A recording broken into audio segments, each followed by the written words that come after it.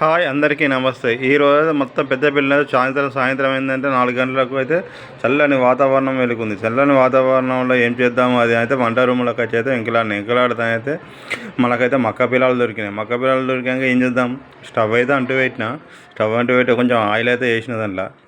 Oil వేసినాక మరి ఇలా ఏం వేయాలి ఎట్లా అని ఆలోచించాక లైట్గా అయితే పసుపు అయితే వేసిన.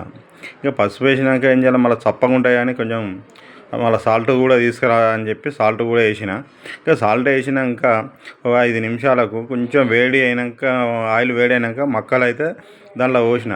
ఇక మక్కలు వేసినాక దాంట్లో వేసి పెట్టినాక పటపట మొత్తానికి అయితే పాప్కార్న్ అయితే రెడీ అయినాయి. మక్క పిల్లలు మన తెలంగాణ అయితే మక్క పిల్లలు అంటాం మేము, ఇక వేరే కానీ అయితే పాప్కార్న్ అంటారు. ఇంకా మనోళ్ళు చూడు ఎట్లా ఎగబడి తింటారు, మొత్తం నాకని అది అంటారు. ఇక అంతట్లే నేను కూడా టేస్టింగ్ చేద్దానికి కొంచెం పసుపు కలిపిన, కొంచెం సాల్ట్ కలిపినది చూసిన, కానీ చాలా అంటే చాలా టేస్టీ కుదిరింది. ఓకే వేస్.